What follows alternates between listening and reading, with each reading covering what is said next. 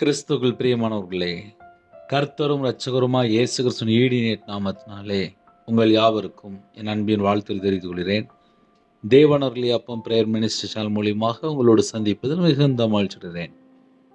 தினம்தோறும் அதிகாலை வேளையிலே பரிசுத்த வேதாந்தத்திலிருந்து ஒரு பகுதியை நாம் தியானித்து நம்முடைய குடும்ப பாதுகாப்பிற்காக நாம் ஜெபித்து வருகிறோம். அதிகாலை வேளையில் அபிஷேகங்களை பெற்றுக்கொள்ள, தேவனுடைய கிருபை பெற்றுக்கொள்ள புதிய நாளுக்காக இணைந்திருங்கள். நீதிமொழிகள் 3ஆம் அதிகாரம் 33ஆம் வசனத்திலே, துன்மார்க்கனுடைய வீட்டில் கர்த்தரின் சாபம் இருக்கிறது, நீதிமான்களுடைய வாசஸ்தலத்தையோ கர்த்தர் ஆசீர்வதிக்கிறார். ஒரு குடும்பம் ஆசீர்வாதமா இருக்கணும் அப்படின்னா கர்த்தருடைய வார்த்தையில நிலைத்திருக்கும் போது நம்ம குடும்பம் ஆசீர்வாதம். நான் நிறைய செய்திகளை கேட்டேன். நான் எல்லா வாரமும் சர்ச்சுக்கு போகிறேன், நான் காலையிலையும் ஜெபம் பண்ணுறேன், நான் நைட்டும் ஜெபம் பண்ணுறேன், இன்னும் என் வாழ்க்கையில் என்ன பிரச்சனை அப்படின்னு சொல்லி ஒருவேளை யாராவது காலை வேளையிலே இதயத்துக்குள்ளே இப்படிப்பட்ட ஒரு ஆலோசனை, இப்படிப்பட்ட ஒரு சிந்தனை இருக்குமானால் இன்னைக்குள்ள செய்தியை கவனித்து கேளுங்க. ஆவியானவங்களோடு பேசுவார். கர்த்தரிடத்திலே மனம் திரும்பும் போது ஆசீர்வாதம், தீமையை விட்டு விலகும்போது ஆசீர்வாதம், பரிசுத்தமாக வாழும்போது ஆசீர்வாதம், உண்மையாக வாழும்போது ஆசீர்வாதம், தேவ திட்டத்துக்குள்ளே இருக்கும்போது ஆசீர்வாதம். எதெல்லாம் அந்த உலகத்தில் பொல்லாத காரியமாக இருக்கோ அது எல்லாவற்றையும் விட்டு விலகும்போது நம்ம குடும்பம் ஆசீர்வாதம். காலையிலேருந்து ராத்திரி வரைய வாயை திறந்து பொய் பேசினால் அந்த இடத்துல பிசாசு உள்ள வருவான். நிறைய குடும்பத்தில் 24 மணி நேரம் வாழ்க்கையிலே பொய் தான் அதிகமாக இருக்குது. கர்த்தருடைய வார்த்தையை விட்டு விலகி வாழ்கிற எத்தனையோ குடும்பம் உண்டு. இன்னைக்கு காலை வேளையில் செய்தி என்ன அப்படின்னா, துன்மார்க்குடைய வீட்டில் கர்த்தரின் சாபம் என்று எழுதப்பட்டிருக்கு. கையில் பைபிள் எடுத்து வாசித்து பார்த்ததில்லை. ஒரு குடும்பம் ஆசீர்வாதமாக இருக்கணும், என்ன செய்யணும் என்ன செய்யணும் என்ன செய்யணும்னு சொல்லி பைபிள் ஃபுல்லாக வாசித்து பார்த்ததில்லை. முதல்ல மனம் திரும்பணும், தேவனுடைய சமூகத்திலே நம்முடைய பாவத்தை அறிக்கை செய்து விட்டு விடணும். அதுதான் முதல் ஸ்டெப். இன்னைக்கு நிறைய குடும்பத்தில் பாவம் தொடரும்போது சாபத்துக்குள்ளே வாழ்ந்துட்டுருக்குறாங்க. மனம் திரும்பி பாவ மன்னிப்பை பெற்றுக்கொண்டு தீமையை விட்டு விலகி, பொல்லாப்பை விட்டு விலகி, துன்மார்க்கமான காரியத்தை விட்டு விலகி கர்த்தர் பிரியமானபடி வாழும்போது நம்ம குடும்பம் ஆசீர்வாதம். துன்மார்க்கனுடைய வீட்டில் கர்த்தரின் சாபம் இருக்கிறது. ஒரு குடும்பத்தை கர்த்தர் தான் ஆசீர்வதிக்கிறார். அதே நேரத்தில் கர்த்தருடைய வார்த்தை விட்டு விலகி வாழும்போது துன்மார்க்கன் என்று எழுதப்பட்டிருக்கு.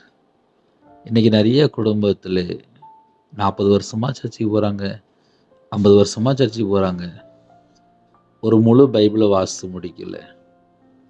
பைபிள் வாசித்தா எனக்கு பிரச்சனையாக இருக்குது, போராட்டமாக இருக்குது, கொட்டாய் வருது, தூக்கம் வருது, எனக்கு பைபிள் வாசிக்க முடியல அப்படின்னு சொல்லி அதுக்கு ஏகப்பட்ட கதை சொல்லுவாங்க. ஆக மொத்தம் பைபிள் வாசிக்கிறது இல்லை. இப்படி நிறைய குடும்பம் இருக்குது. அதனால் காலையிலே சேர்த்து சொல்ல வேண்டியிருக்கு. 24 மணி நேரம் வாழ்க்கையிலே எங்கெல்லாம் நம்ம கர்த்தரை விட்டு தள்ளி போகிறோமோ அது எல்லாமே நமக்கு ஆசீர்வாதத்தை அடையணும். அதனால் கர்த்தருடைய பிள்ளைகள் ஆசீர்வதிக்கப்படணும் அப்படின்னா உங்கள் கையில் பைபிள் இருக்கா, எடுத்து வாசிங்க. நிறைய குடும்பத்தில் எங்கே பிரச்சனை சொல்லி பார்க்கும்போது கையில் பைபிள் எடுத்து வாசிக்கிற நிறைய குடும்பம் பார்க்க முடியல. செல்ஃபோன் இப்போ கையில் வந்துட்டு நிறைய இடத்துல செல்ஃபோன் தான் கையில் ஆப்ரேட் ஆகிட்டு இருக்கு. வீட்டில் பைபிள்லாம் அப்படியே செல்ஃபில் அப்படியே தான் இருக்குது. கையில் பைபிள் எடுத்து வாசிக்கிற நிறைய குடும்பம் இல்லை. எது சத்தியம் எது பொய், நம்ம எப்படி வாழணும் எல்லாமே நமக்கு பரிசுத்த வேதாகம் கற்றுத் தருகிறது. அதனால் கால வேளையில் இணைந்திருக்கிற குடும்பம் ஆசீர்வதிக்கப்படணும். என் குடும்பம் நல்லா இருக்கணும், என் பிள்ளைகள் நல்லா இருக்கணும், என் கணவர் நல்லா இருக்கணும், என் வம்சம் நல்லா இருக்கணும், என் தலைமுறை நல்லா இருக்கணும், நாங்கள் கர்த்தருடைய வருகையில் காணப்படணும் அப்படின்னா என்ன செய்யணும் அப்படின்னா, முதல்ல கையில் பைபிள் எடுத்து வாசிங்க. அதுக்கு நிறைய காரணம்லாம் சொல்லுவாங்க. கேட்டால் எனக்கு நேரம் இல்லை, நான் அங்கே இருக்கேன் இங்கே இருக்கேன் அப்படிம்பாங்க. யார் என்ன சொன்னாலும் சரி, 24 மணி நேரம் செல்ஃபோனுக்கு சார்ஜ் மட்டும் கரெக்டாக போட்டுருவாங்க, நெட்டுக்கு பணம் போட்டுருவாங்க. ஒரு மாதம் 2 மாதம் நெட்டுக்கு ரீசார்ஜ் பண்ணாமல் இருங்க, அந்த நம்பரு காணாமல் போயிடும். அதுக்காக மாதம் கரெக்டாக நெட்டுக்கு பணம் போட்டுகிட்டே இருப்பாங்க. சார்ஜ் போடாமல் வச்சு பாருங்க, செல்ஃபோன் செத்து போயிடும். அதனால் கரெக்டாக சார்ஜ் போட்டுருவாங்க. ஆவிக்குரிய வாழ்க்கையிலே ஆசீர்வாதங்களை பெற்றுக்கொள்ளணும் அப்படின்னா, நம்ம தேவனுக்கு பிரியமானபடி வாழ்ந்தால் மட்டும்தான் ஆசீர்வாதம். தேவனோடு தொடர்பில் இருக்கும்போது தான் ஆசீர்வாதம். ஆவிக்குரிய வாழ்க்கையில் தேவனோடு தொடர்பில் இருக்கிறோமா? அவர் நமக்கு கற்றுக் கொடுத்த காரியங்கள் என்ன? உன்னை போல பிறனை நேசு. அன்புக்குரிய ஜனமாக இருக்கிறோமா?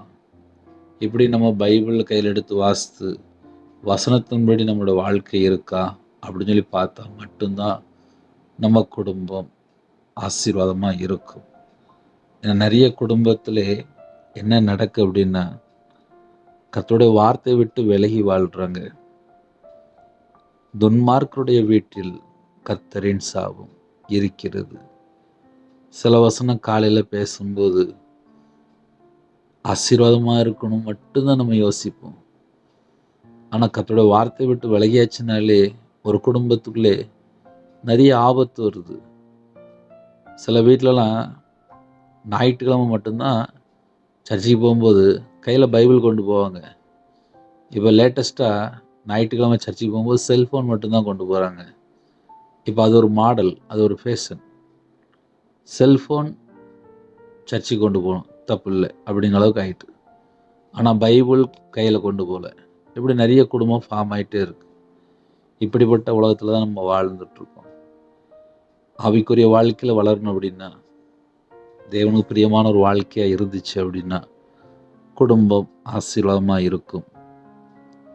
நீதிமான்களுடைய வாசஸ்தலத்தையோ கர்த்தர் ஆசீர்வதிக்கிறார். ஒரு குடும்பம் ஆசீர்வாதமாக இருக்கா இல்லையா எப்படி கண்டுபிடிக்கலாம்? நீதிமொழிகள் 15ஆம் அதிகாரம் 6ஆம் வசனத்தில் எழுதப்பட்டிருக்கு. நீதிமானுடைய வீட்டில் அதிக பொக்கிஷம் இருக்குமா? அதிக பொக்கிஷம் என்று எழுதப்பட்டிருக்கு. சகல செழிப்பு இருக்கும். ஐயா, நீதிமானுடைய வீடை எப்படியா கண்டுபிடிக்கலாம்? நம்ம எப்படி அறிந்து கொள்ளலாம் அப்படின்னா, அதிக பொக்கிஷம் இருக்குமா? எல்லாம் இருக்கும், எல்லாம் இருக்கும். ஒரு குடும்பத்திலே நீதிமானா வாழ்ந்துட்டு இருந்தால் அந்த குடும்பத்துக்குள்ள அதிக பொக்கிஷம் உண்டு.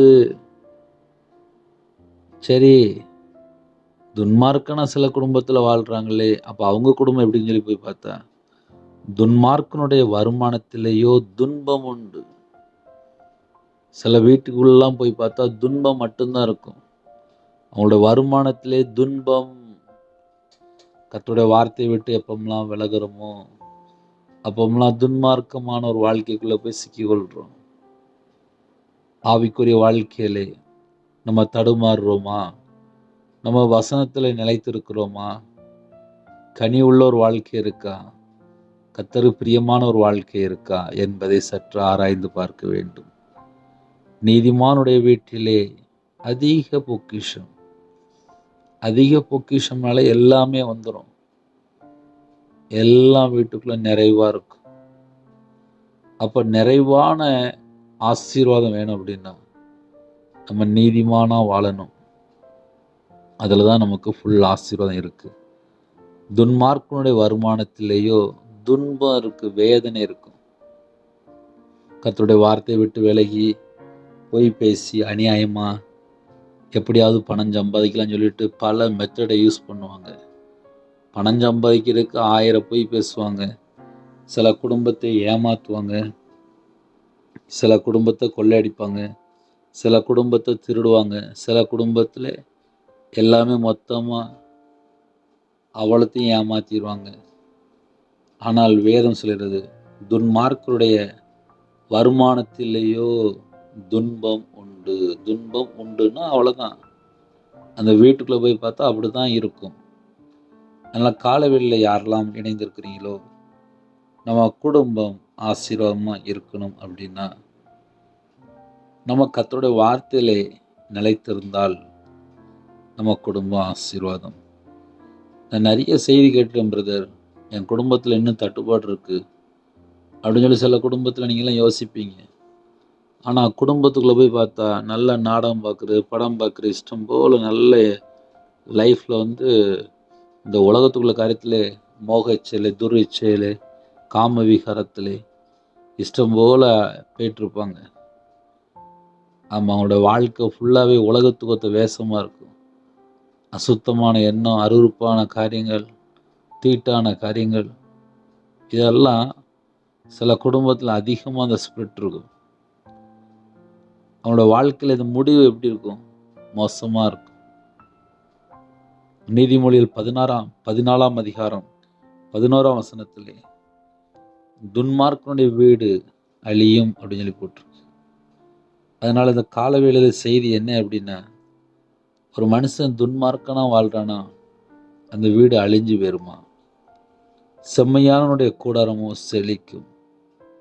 ஒரு மனுஷன் உண்மையாக வாழ்கிறான் அப்படின்னாலே அந்த கூடாரம் செழிக்குமா, அந்த வீடு சகல செழிப்பு இருக்கும் அப்படின்னு சொல்லி போட்டிருக்கு. இப்போ நம்ம காலவேளையிலே சற்று யோசித்து பார்ப்போமே. கர்த்தருடைய வார்த்தையை விட்டு விலகியாச்சுன்னா துன்மார்க்கர். கர்த்தருடைய வார்த்தையை விட்டு விலகி போய் போய் போய் போய் அப்படியே போய் அப்படியே போய் அப்படியே போயிட வேண்டியதான். அப்புறம் வீடெல்லாம் அழிஞ்சிரும். அதே நேரத்தில் கர்த்தருடைய வார்த்தையில் நிலைத்திருக்கும் போது வீடு செழிக்கும். செழிப்பான ஆசீர்வாதமும் இருக்கு. கர்த்தரை விட்டு தள்ளி போனால் காணாமல் போகிற ஒரு வாழ்க்கையும் இருக்கு. ஏன்னா சில குடும்பத்தில் கர்த்தரை விட்டு தள்ளி போனது தெரியாது. வசனம் தெளிவாக எழுதப்பட்டிருக்கு, துன்மார்க்கனுடைய வீடோ அழியும், வீடு காணாமல் போயிடும். நான் வியாபாரத்தில் இருக்கும்போது ஒரு வீடு நஷ்டமாக இருக்குது. அப்போ என்ன சொல்லி பார்க்கும்போது கர்த்தருடைய வார்த்தையை விட்டு விலகி வாழ்ந்தேன். கையில் பைபிள் எடுத்து வாசிக்கவும் தெரியுது. கர்த்தருடைய வார்த்தையை விட்டு விலகிறதுனா என்னென்ன காரியம். என் வாழ்க்கையில் இன்னும் கர்த்தருடைய வார்த்தையை விட்டு எங்கெல்லாம் விலகிட்டு இருக்கேன். கர்த்தருடைய வார்த்தையில் நிலைத்திருந்தால் மட்டும்தான் பூரண ஆசீர்வாதம். அதனால் இந்த கால வேளையிலே தேவனுடைய சமூகத்திலே தாழ்த்துவோம், அர்ப்பணிப்போம். ஒருவேளை என்னுடைய வாழ்க்கையிலே எல்லாமே போயிட்டு அப்படின்னு சொல்லி ஒருவேளை யாராவது இணைந்திருந்தால், நீதிமானோட வாசஸ்தலத்தையோ கர்த்தர் ஆசீர்வதிக்கிறான்னு சொல்லி போட்டிருக்கு. என்னை நீதிமானாக மாற்றுங்கப்பா, உங்கள் பிள்ளையாக மாற்றுங்கப்பா, உண்மையாக வாழ எனக்கு கிருபை தாங்கப்பா அப்படின்னு சொல்லி தேவனுடைய சமூகத்திலே நம்ம தாழ்த்தி அர்ப்பணித்து கேட்கும்போது கண்டிப்பாக குடும்பத்தை ஆசீர்வதிப்பார்.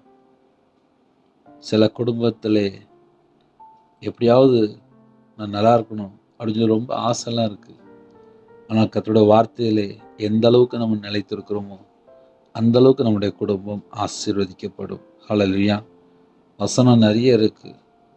ஒவ்வொரு வசனம் நம்ம தியானிக்கும் போது நம்மளோட வாழ்க்கையில் எது முக்கியம் அப்படின்னு சொல்லி பார்க்கும்போது கர்த்தருடைய வார்த்தை கீழ்ப்படுகிறது தான் முக்கியம். கீழ்ப்படி அர்ப்பணிப்போம், பரிபூர்ணமான ஆசீர்வாதத்தை பெற்றுக்கொள்வோம். ஹல்லேலூயா.